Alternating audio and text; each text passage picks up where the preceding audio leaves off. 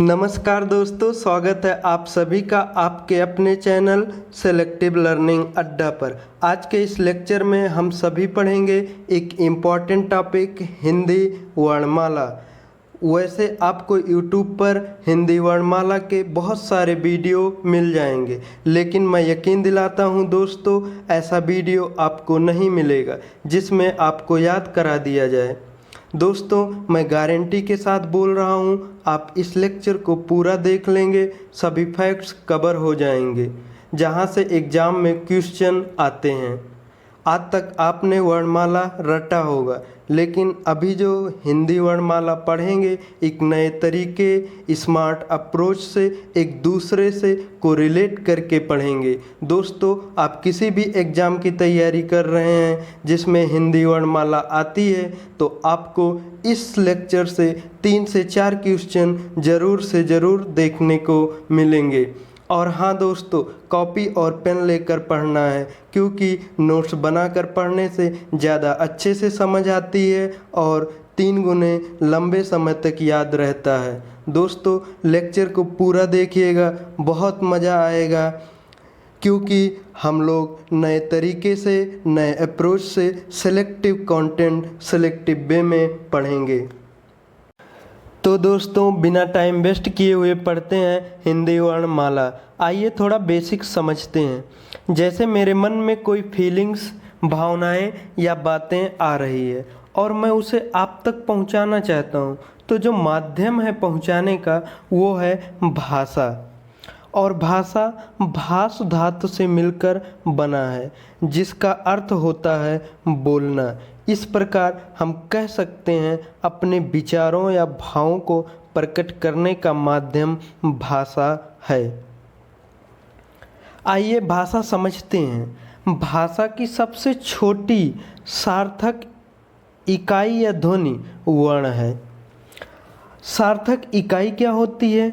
आ से लेकर ज्ञ तक जितने भी वर्ण है ये सभी सार्थक इकाई या ध्वनि है। यानी भाषा की सबसे छोटी सार्थक इकाई या ध्वनि वर्ण है। और जब बोला जाएगा भाषा की सार्थक इकाई, तो वाक्य है। आइए इसको समझते हैं। जैसे हमने कहा खाना, तो आप यहाँ से नहीं समझ सकते हैं कि हम खाना खाने जा रहे हैं या बनाने जा रहे हैं या किसी को खिलाने जा रहे हैं। यदि मैंने पूरा वाक्य बोला कि मैं खाना खाने जा रहा हूँ, तो आप यहाँ से समझ जाएंगे कि हम कहना क्या चाह रहे हैं। तो इस प्रकार जब भाषा की सार्थक इकाई कहा जाएगा तो वाक्य होगा, और जब कहा जाएगा भाषा की सबसे छोटी सार्थक इकाई या ध्वनि, तो वर्ण होगा। और जब आ से लेकर ज्ञ तक के सभी वर्ण को एक व्यवस्थित क्रम में रख देते हैं तो उसे वर्णमाला कहते हैं। आइए दोस्तों, थोड़ा लिपि समझते हैं। सभी भाषाओं को लिखने के लिए एक लिपि होती है। जैसे हिंदी भाषा की लिपि देवनागरी, इंग्लिश भाषा की लिपि रोमन। इस प्रकार हम कह सकते हैं अलग अलग भाषाओं की अलग अलग लिपि होती है। आइए दोस्तों, अपना मेन टॉपिक पढ़ते हैं, वर्ण। हिंदी भाषा में कुल टोटल 52 वर्ण होते हैं।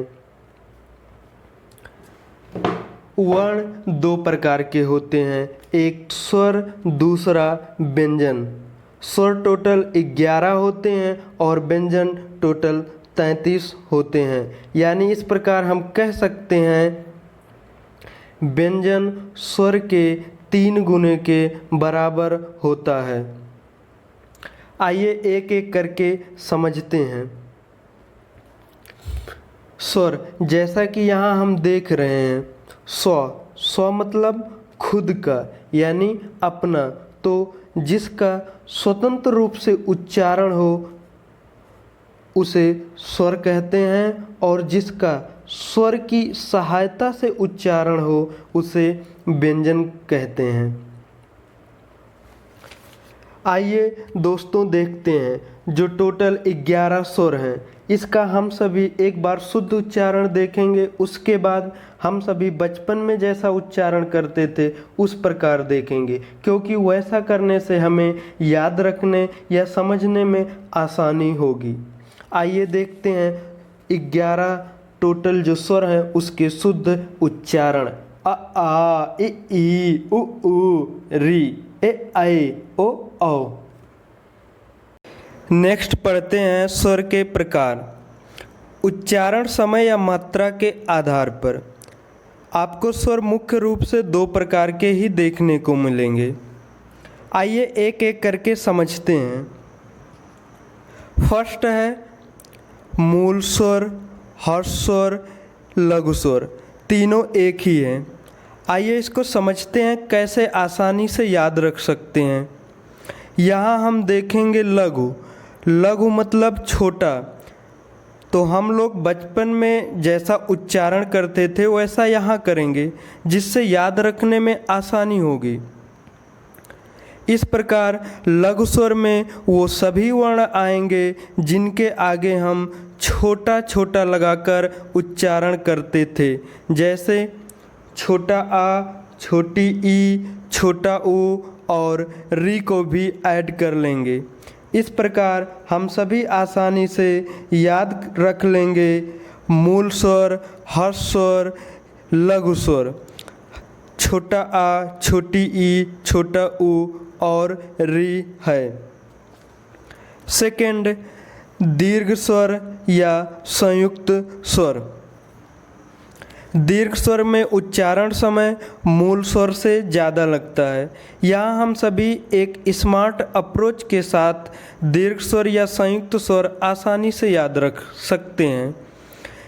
जैसे हमें पता है टोटल 11 स्वर हैं और उसमें से 4 मूल स्वर हैं, तो इनमें से 7 स्वर जो शेष बचेंगे वो सभी दीर्घ स्वर होंगे। अगर आपको ऐसा नहीं समझ में आ रहा तो कोई बात नहीं, आइए यहाँ से समझ सकते हैं। देखेंगे दीर्घ स्वर में, दीर्घ मतलब बड़ा, तो दीर्घ स्वर में वो सभी वर्ण आएंगे जिनके आगे हम बड़ा बड़ा लगाकर उच्चारण करते हैं, जैसे बड़ा आ, बड़ी ई, बड़ा ऊ, ए, ऐ, ओ, औ। बट बेटर तरीका यही है, आपको जब पता है टोटल 11 स्वर हैं उसमें से 4 मूल स्वर हैं, तो शेष जितने 7 बचेंगे वो सभी दीर्घ या संयुक्त स्वर हो जाएंगे। और आपको कहीं कहीं थर्ड स्वर, प्लुस स्वर भी देखने को मिल सकता है।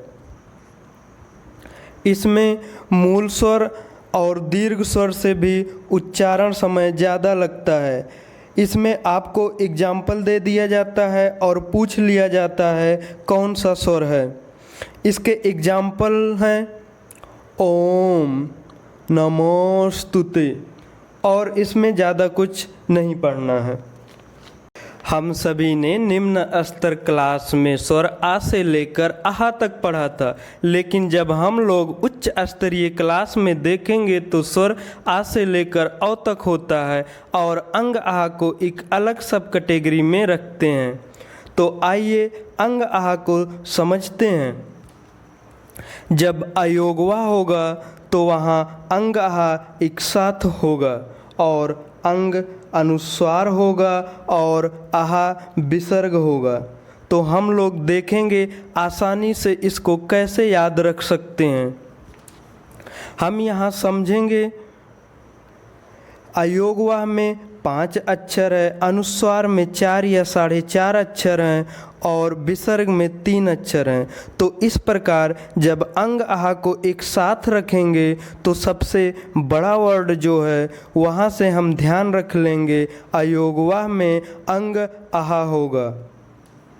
और हम लोग बचपन में पढ़ते थे कपोतः, तो हमारे सर बोलते थे विसर्ग लगाइए, तो वो जो विसर्ग था आहा ही तो था। इस प्रकार हम लोग ध्यान रखेंगे, आहा विसर्ग होगा और जो अंग एक शेष बचेगा वो अनुस्वार हो जाएगा। दोस्तों वीडियो पूरा देखिएगा, आगे पढ़ेंगे अघोष, सघोष, अल्पप्राण, महाप्राण, जो बिना कन्फ्यूजन के हमेशा के लिए याद हो जाएगा।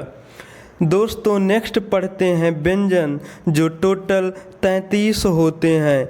यदि ऑप्शन में 33 नहीं है तो वहां आप 41 आंसर टिक कर सकते हैं। आइए पढ़ते हैं व्यंजन के प्रकार उच्चारण स्थान के आधार पर। ये मुख्यतः 4 प्रकार के होते हैं। आइए एक एक करके समझते हैं। फर्स्ट है स्पर्श व्यंजन, 25 + 2 मिलाकर टोटल 27 होते हैं। सेकेंड अंतस्थ व्यंजन। दोस्तों हम इसका डिफिनेशन बताएंगे, क्या है कैसे है, जो एग्ज़ाम में क्वेश्चन नहीं पूछे जाते हैं तो बताने का कोई मतलब नहीं है। जहाँ से एग्ज़ाम में क्वेश्चन बनते हैं हम लोग डायरेक्ट वही पढ़ेंगे। तो इस प्रकार याद रखने के लिए हम लोग डायरेक्ट पढ़ेंगे अंतस्थ व्यंजन या रालावा। क्या? अंतस्थ व्यंजन या रालावा। आप इसको ऐसे ही उच्चारण करिए बार बार, तो जब याद हो जाएगा तो आप डायरेक्ट बोलेंगे अंतस्थ व्यंजन या रालावा। हम लोग इसको हमेशा याद रखेंगे। जैसे हम लोग मुहावरा या लंबा नाम पढ़ते हैं बिना कन्फ्यूजन के, इसी प्रकार से जैसे बोलते हैं अब पछताए होत का जब चिड़िया चुग गई खेत, ऐसे ही लंबे नाम बोलते हैं सरदार वल्लभ भाई पटेल। आप इसको जब भी बोलते हैं एक साथ बिना कन्फ्यूजन के बोलते हैं। सेम इसी प्रकार हम लोग आगे जब भी पढ़ेंगे एक साथ बोलेंगे अंतस्थ व्यंजन या रालावा।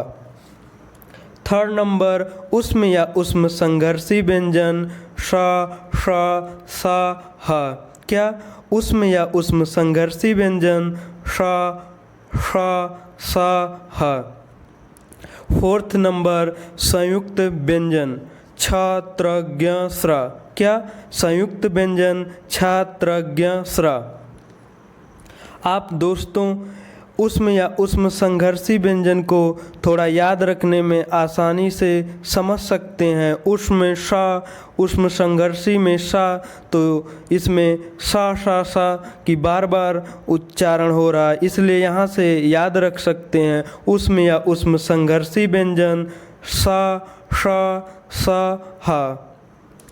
दोस्तों हो सकता है अभी अच्छा ना लग रहा हो, लेकिन जब हम लोगों के हैबिट में हो जाएगा फिर बिना कन्फ्यूजन के याद रहेगा।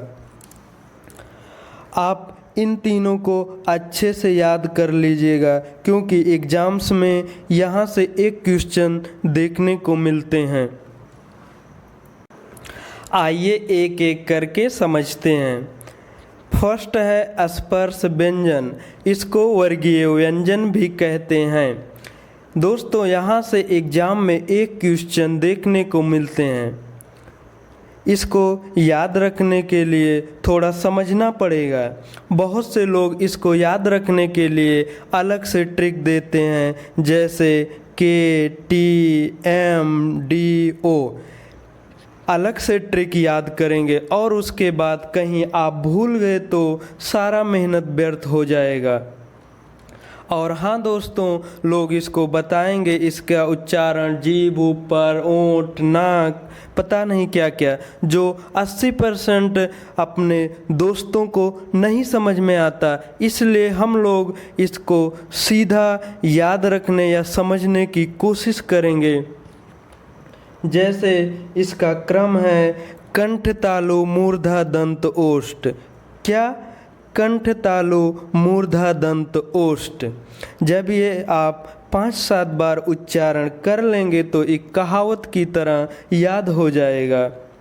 जैसे आइए हम लोग वर्ग समझते हैं। जैसे क ख ग घ ङ च छ ज झ इया ट ठ ड ढ ण त थ द ध न प फ ब भ म। इसमें जो पहले अक्षर से शुरुआत होगा वो वर्ग होगा। जैसे क ख ग घ अंगा में का वर्ग है, च छ ज झ इया में चा वर्ग है, ट ठ ड ढ ण में टा वर्ग है, त थ द ध न में ता वर्ग है, प फ ब भ म में पा वर्ग है। इस प्रकार हम सभी ने वर्ग समझ लिया। अब वर्णक्रम समझते हैं। जो सभी वर्ग में पहले नंबर पर पड़ेगा पहला वर्ण, जैसे ये सभी पहला वर्ण, दूसरा वर्ण, तीसरा वर्ण, चौथा वर्ण, पांचवा वर्ण हो जाएगा। आप यहाँ थोड़ा समझेंगे, इधर से भी 5 अक्षर है और इधर से भी 5 अक्षर है, इसीलिए तो हम लोग इसे वर्गीय व्यंजन भी कहते हैं। इस प्रकार हम सभी ने वर्ग और वर्णक्रम समझ लिया। अब उच्चारण स्थान समझते हैं। हम सभी ने एक क्रम से कंठ, तालु, मूर्धा, दंत, ओष्ठ याद कर चुके हैं। इस प्रकार का वर्ग का उच्चारण स्थान कंठ, चा वर्ग का उच्चारण स्थान तालु, टा वर्ग का उच्चारण स्थान मूर्धा, ता वर्ग का उच्चारण स्थान दंत, पा वर्ग का उच्चारण स्थान ओष्ठ हो जाएगा। एग्जाम में आपको एक वर्ण दे दिया जाता है और उच्चारण स्थान पूछ लिया जाता है। जैसे छा का उच्चारण स्थान बताइए। हम सभी लोग देखेंगे छा वर्ण चा वर्ग में है और चा वर्ग का उच्चारण स्थान तालु है, इसलिए छा वर्ण का उच्चारण स्थान तालु होगा। एक एग्जाम्पल और समझते हैं। जैसे दा का उच्चारण स्थान बताइए। हम सभी लोग देखेंगे दा वर्ण ता वर्ग में है और ता वर्ग का उच्चारण स्थान दंत है, इसलिए दा का उच्चारण स्थान दंत होगा। अब थोड़ा और समझते हैं। का खा गा घा अंगा में अंगा का उच्चारण नाक से करते हैं। चा छा जा झा इया में इया का उच्चारण नाक से करते हैं। टा ठा डा ढा अणा में अणा का उच्चारण नाक से करते हैं। इसी प्रकार ता वर्ग में ना का और पा वर्ग में माँ का उच्चारण नाक से करते हैं। इस प्रकार यहाँ से याद रख लेंगे, प्रत्येक वर्ग का पंचमा अक्षर या लास्ट वर्ण नाक से नासिक व्यंजन है। इस प्रकार प्रत्येक वर्ग का अंतिम अक्षर या पंचमा अक्षर नासिक व्यंजन है। और कहीं कहीं आपको उसमें व्यंजन श, श, श, ह का उच्चारण स्थान पूछ लिया जाता है। हम सभी को उस व्यंजन का क्रम याद है, श, श, श, ह। इसका उच्चारण स्थान याद रखने के लिए एक स्थान छोड़कर श को तालु से स्टार्ट करेंगे और श, श को दंत तक ले जाएंगे। उसके बाद एक स्थान जो छोड़ दिए थे हा को कंठ पर रख देंगे। इस प्रकार हम सभी लोग याद रख लेंगे, सा तालु सा, मूर्धा सा, दंत सा और हा का उच्चारण स्थान कंठ है। इस प्रकार हम सभी ग्राफिक से एक दूसरे से कोरिलेट करके पढ़ेंगे तो लंबे समय तक याद रख सकते हैं। सेकेंड है अंतस्थ व्यंजन या रालावा। जैसा कि हम सभी उच्चारण करेंगे अंतस्थ व्यंजन या रालावा। थर्ड नंबर उष्म या उष्म संघर्षी व्यंजन श, श, श, ह है। यहाँ से समझ सकते हैं उष्म में सा, संघर्षी में सा, तो याद रखने के लिए हम लोग ध्यान रखेंगे उष्म या उष्म संघर्षी व्यंजन श, श, श, ह है। फोर्थ नंबर है संयुक्त व्यंजन जो दो वर्ण या व्यंजन से मिलकर बना है। ये टोटल 4 हैं। आइए एक एक करके समझते हैं। छा आधा का और सा मिलकर बना है। यहाँ से एक क्वेश्चन और देखने को मिलता है, छा का क्रम किस वर्ण के बाद आता है। जैसा कि आप यहाँ से देख सकते हैं, छा का क्रम का वर्ण के बाद आता है। नेक्स्ट है त्रा। त्रा में आधा ता और आधा रा या पूरा रा दोनों ऑप्शन देखने को मिल सकता है। ज्ञा में आधा जा और या मिलकर बना है। श्रा में आधा सा प्लस आधा रा या पूरा रा मिलकर बना है। आपको जैसा जहां ऑप्शन मिल जाए आप इसको मोस्ट इम्पॉर्टेंट में लगा लीजिए, क्योंकि छा आधा का और सा मिलकर जो बना है ये अक्सर एग्जाम में देखने को मिलता है और ये तीनों आप यहाँ से समझकर ध्यान रख सकते हैं। दोस्तों नेक्स्ट है अघोष और सघोष, जो मोस्ट इम्पॉर्टेंट टॉपिक है। अघोष और सघोष हम सभी भाइयों बहनों में अक्सर कन्फ्यूजन रहता है। वही कन्फ्यूजन आज हमेशा के लिए दूर करने की कोशिश करेंगे। जैसा कि हम पहले ही बता चुके हैं, हमारा उद्देश्य पढ़ाना नहीं है बल्कि आसानी से कैसे याद रखा जाए। बट इसके लिए हम सभी को थोड़ा समझना पड़ेगा। जैसा कि हम सभी लोग जानते हैं, मोर नॉलेज मोर कन्फ्यूजन और नो नॉलेज नो कन्फ्यूजन। इसलिए यहाँ हम सभी लोग फॉलो करेंगे नो नॉलेज नो कन्फ्यूजन। आइए अब अघोष और सघोष समझते हैं। यहाँ हम लोग सिर्फ और सिर्फ अघोष को याद करेंगे और अघोष को छोड़कर जितने कुछ शेष बचेंगे वो सभी सघोष हो जाएंगे। अब अघोष को याद करने के लिए देखेंगे। अघोष में आ वर्ण वर्णमाला में या अघोष शब्द में पहला अक्षर है, इसलिए यहाँ से ध्यान रखेंगे प्रत्येक वर्ग का पहला वर्ण। और फिर देखेंगे अघोष शब्द में घा दूसरे नंबर पर है, इसलिए यहाँ से ध्यान रखेंगे प्रत्येक वर्ग का दूसरा वर्ण। और फिर सा से तीनों सा को याद रखेंगे, शा शा सा। इस प्रकार अघोष में प्रत्येक वर्ग का पहला और दूसरा वर्ण और शा शा सा होगा। और अघोष को छोड़कर जितने कुछ भी शेष बचेंगे वो सभी सघोष या घोष हो जाएगा। इस प्रकार हम सभी लोग सेलेक्टिव पढ़कर सिलेक्शन ले लेंगे। आइए थोड़ा समझने के लिए हम सभी सघोष को भी देख लेंगे। सघोष में प्रत्येक वर्ग का तीसरा चौथा पांचवा वर्ण और या रा ला वा हा और आ से लेकर औ तक होगा। लेकिन दोस्तों सघोष को याद करने की कोशिश नहीं करेंगे, नहीं तो फिर वही कन्फ्यूजन हमेशा के लिए बना रह जाएगा। जब हम सभी लोगों को सिर्फ अघोष को पढ़ लेने से सारे सब कुछ बिना कन्फ्यूजन के याद हो जा रहा है, तो फिर हम लोग कन्फ्यूजन क्यों क्रिएट करेंगे। इस प्रकार हम सभी लोग एक बार दोबारा देखेंगे।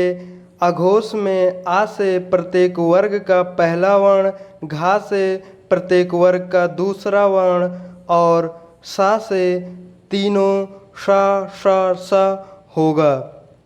और थोड़ा हम लोग देख सकते हैं अघोष में कंपन नहीं होता है, केवल श्वास, और सघोष या घोष में कंपन होता है। नेक्स्ट पढ़ते हैं अल्पप्राण और महाप्राण। आइए इसको भी देखते हैं बिना कन्फ्यूजन के कि कैसे याद रखा जाए।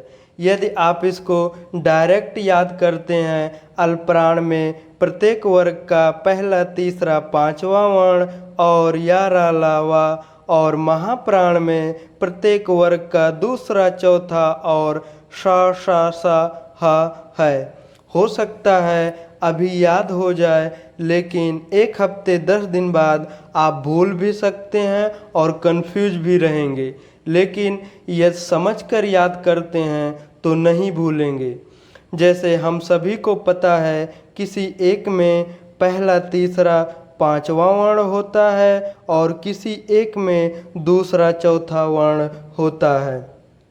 इसको ध्यान रखने के लिए हम सभी अल्प प्राण और महाप्राण को देखेंगे, जिसमें कम से कम 5 वर्ण, क्योंकि हमें पहला तीसरा पांचवा वर्ण एडजस्ट करना है। तो इस प्रकार हम देख सकते हैं अल्प प्राण में हम सभी 5 वर्ण मान सकते हैं और पहला तीसरा पांचवा वर्ण अल्प प्राण में ही एडजस्ट कर सकते हैं।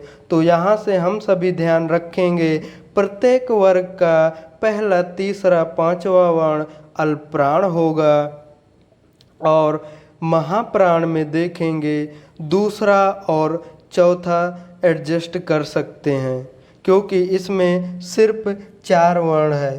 तो इस प्रकार यहाँ से ध्यान रख सकते हैं प्रत्येक वर्ग का पहला तीसरा पांचवा वर्ण अल्प प्राण होगा और प्रत्येक वर्ग का दूसरा चौथा वर्ण महाप्राण होगा। यहाँ से सिर्फ इतना समझेंगे। और अब हमें या रा ला वा और सा हा को समझना है। इसको भी हम सभी लोग जानते हैं कि कोई एक अल्प प्राण होगा और कोई एक महाप्राण होगा। इसको याद रखने के लिए आप आंखें बंद करके दिल से उच्चारण करिए। जिसके उच्चारण में कम समय लगे या इजी वे में हो जाए वो अल्प प्राण होगा, क्योंकि अल्प मीन्स कम ही तो होता है और जिसके उच्चारण में ज़्यादा समय या ज़्यादा संघर्ष करना पड़े वो महाप्राण होगा। इस प्रकार से हम सभी लोग देख सकते हैं या रा ला वा इजी वे में उच्चारण हो जाता है और इस प्रकार या रा ला वा अल्प प्राण होगा और सा हा को उच्चारण करने के लिए संघर्ष करना पड़ता है। इस प्रकार यहाँ से ध्यान रखेंगे सा हा महाप्राण होगा। तो इस प्रकार हम सभी लोग ने समझ लिया आसानी से अल्प प्राण में प्रत्येक वर्ग का पहला तीसरा पांचवा वर्ण और या रा ला वा होगा और महाप्राण में प्रत्येक वर्ग का दूसरा चौथा वर्ण और सा हा होगा। नेक्स्ट पढ़ते हैं उत्क्षिप्त व्यंजन या द्विगुण व्यंजन ढा ढा। यहाँ पर हम सभी लोग देखेंगे द्विगुण, जैसा कि नाम से ही स्पष्ट है इसके 2 गुण हैं। इन दोनों के उच्चारण में कोई अंतर नहीं है, सिर्फ इन दोनों में एक बिंदी का है और एक बिना बिंदी के है। इसको हम लोग ज़्यादा डिटेल में नहीं पढ़ेंगे, क्योंकि एग्जाम्स में सिर्फ इतना क्वेश्चन आता है उत्क्षिप्त या द्विगुण व्यंजन कौन कौन से हैं। यहाँ से हम सभी लोग इतना ध्यान रख लेंगे। नेक्स्ट है दंत्योष्ठ। जैसा कि आप दंतोष्ठ में वा से यहाँ देख सकते हैं दंतोष्ठ वा और यहाँ भी वा। इस प्रकार हम सभी लोग ध्यान रखेंगे दंत्योष्ठ वा है। ये भी मोस्ट इम्पॉर्टेंट है, जो अक्सर एग्जाम्स में देखने को मिलते हैं और आपको दंत्योष्ठ में दंत्योष्ठ भी देखने को मिलेगा, लेकिन आप वहाँ से ध्यान रखेंगे दंतोष्ठ वा।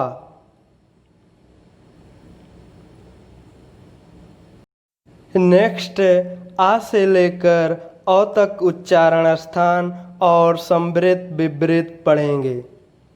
आइए इसको देखते हैं। अ आ इ ई उ ऊ ए ऐ ओ औ। इसका उच्चारण स्थान समझते हैं।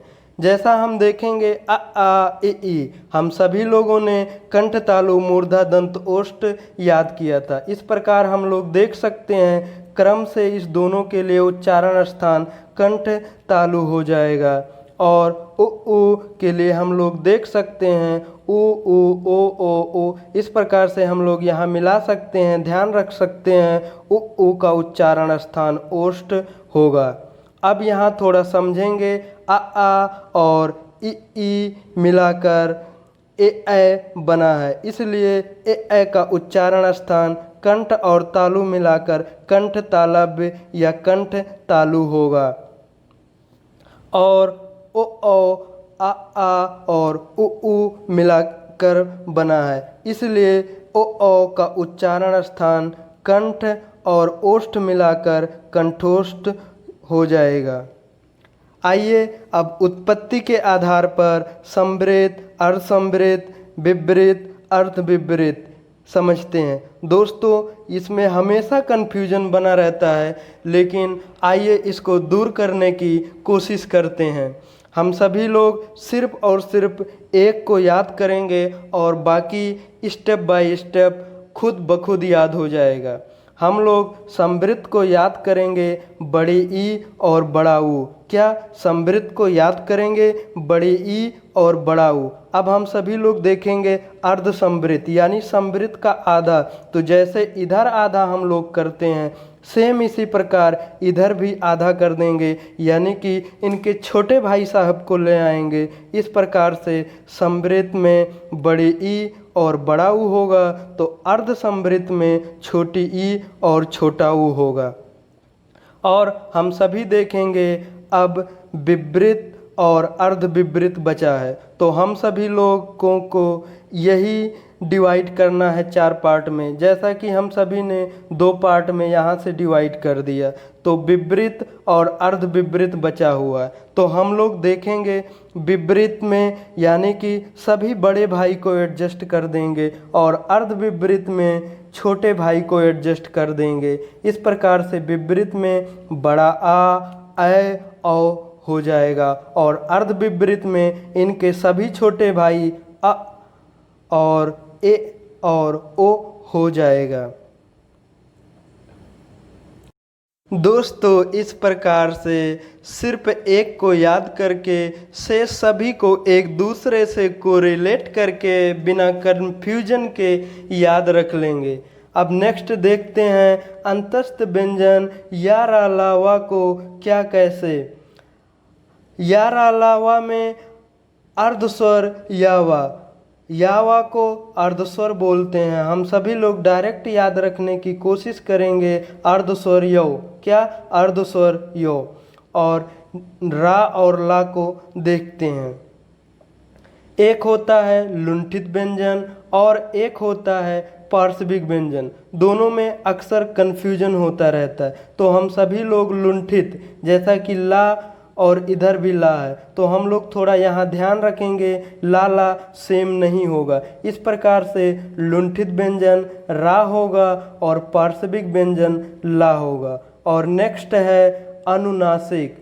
इसको चाँद बिंदी के नाम से हम सभी जानते हैं। जैसे चाँद लिखा है इसमें अनुनासिक है, इसी प्रकार आँख में अनुनासिक होता है। और एग्ज़ाम में आपको सिर्फ और सिर्फ एग्जाम्पल दिया जाता है और उसमें पूछ लिया जाता है अनुनासिक है, क्या है, कैसे है। दोस्तों इस प्रकार एक प्रॉपर वे में समझकर एक दूसरे से कोरिलेट कर स्मार्ट स्ट्रेटजी से लंबे समय तक याद रख सकते हैं। और हाँ दोस्तों, आपको याद दिलाना चाहूँगा, अगर आपने नोट्स नहीं बनाया है तो पढ़ने का कोई मतलब नहीं होगा। आप इसको वीडियो फिर से देखिएगा और नोट्स बनाइएगा, जिससे ये आपको लंबे समय तक याद रख सकें और महीने 15 दिन में 2 महीने में कभी भी एक बार रिवीजन कर सकें। दोस्तों हमें उम्मीद है पढ़ने में बहुत मज़ा आया होगा। आप अपना चैनल सेलेक्टिव लर्निंग अड्डा को सब्सक्राइब करिए, लाइक करिए, दोस्तों में ज़्यादा से ज़्यादा शेयर करिए। और हाँ दोस्तों, आपको किसी टॉपिक पर याद रखने में, समझने में कठिनाई आती है तो हमारे कमेंट्स में आप बताइए, हम उस टॉपिक पर एक बेहतरीन वीडियो बनाएंगे जिससे आपको याद रखने में आसानी होगी। दोस्तों हमारी वीडियो को पूरा देखने के लिए बहुत बहुत धन्यवाद। आपका दिन शुभ हो।